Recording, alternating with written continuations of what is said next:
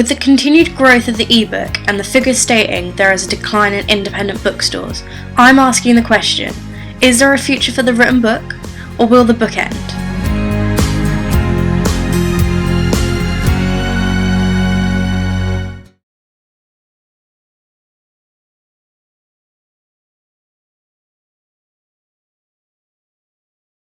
It is a sad fact that there are less than 1,000 independent bookstores in the UK, a third fewer than 9 years ago.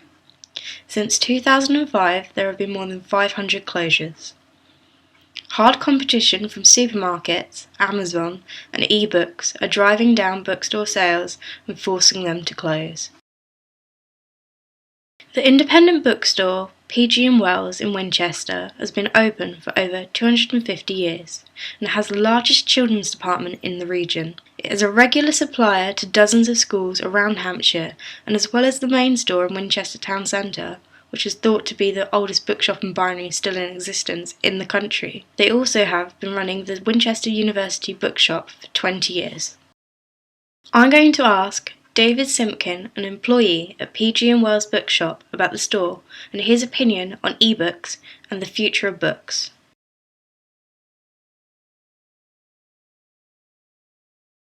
We've survived 250 years by paying attention to what our customers want and by supplying it. So if what they need is a particular thing, then that's what we'll do. If 250 years from now we're a portal and people come in and plug their devices in and download whatever it is that they've seen on the shelves, then that's what we'll do.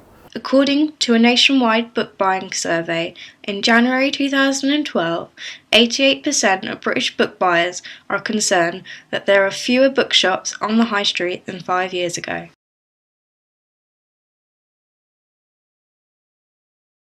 The decline in the high street bookseller is a sad thing, and it's not just affecting books. The online retailer, it's easier to click than to walk all the way into town. But there are niches and there are segments within the market where the book is not going away anytime soon.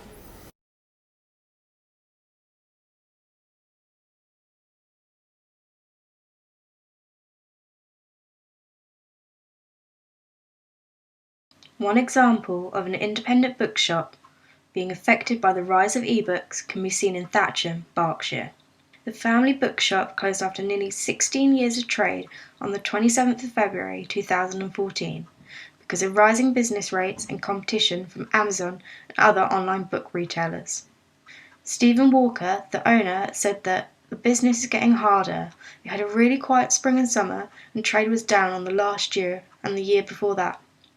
He also puts the closure down to elderly, loyal customers becoming immobile and being unable to visit, and the large increase in business rates from under $7,000 to $11,000 a year.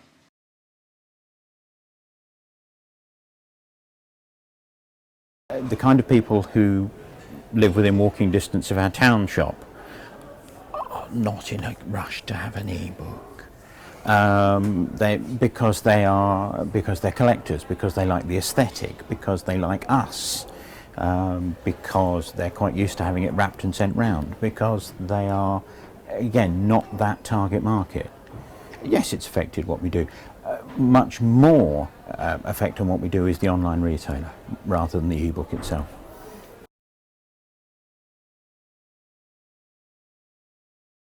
Because we do stuff, because we do different things. If you were only selling one type of book and it was the mass market novel, then the ebook would really dig into your business, which is why some of the chain booksellers are having a serious time of it, because the ebook is digging into their core business.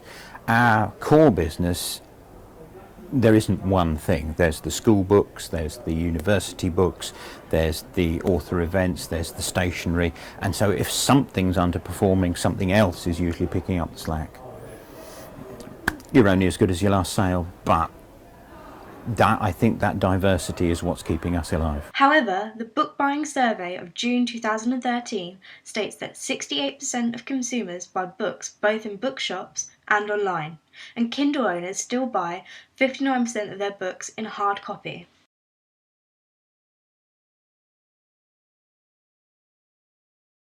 In terms of popular novels, then the ebook is doing quite well. In terms of academic books, the ebook is doing terribly because it's not really user-friendly in the way that a book still is. One of the departments recently surveyed their students. Would you prefer an ebook or an actual physical text? And overwhelmingly they said text. And that's not because they're old. It's because it's just much easier to use if you're making notes, looking at diagrams, all that kind of thing.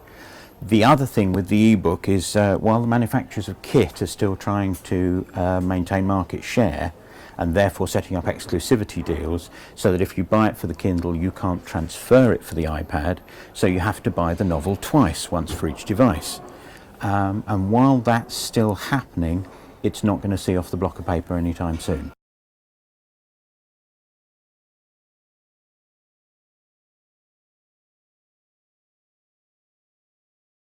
According to the 2012 Booksellers Fitness Program, books made up just 38% of a bookseller's gross margins, whereas stationery makes up 48% and other non-book items make 40%. If the bookstore had a cafe, it tends to make up a massive 68% of their gross margins. With this in mind, many bookstores are trying to embrace technology by selling books online, stocking readers in store, and also stocking more non-book items in a bid to boost sales.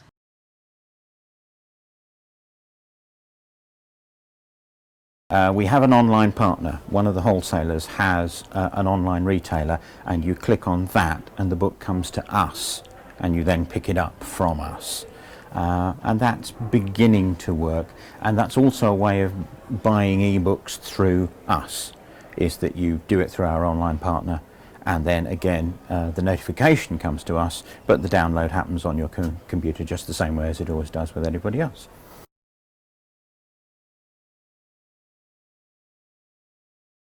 We've always been a bookshop and stationers.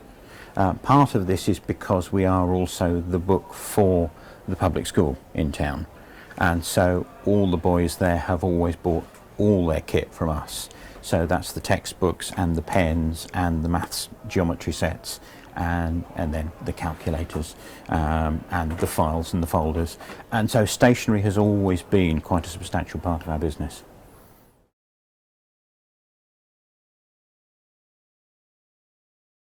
There are 3 book groups who meet in our store after hours. So we just, lock the doors and lead them to it. Cup of coffee, nice table. Author events all the time. Any time that there is an author event at the Discovery Centre, we are the books. For example, tomorrow night, Simon Singh, the mathematician, is talking about the maths of The Simpsons.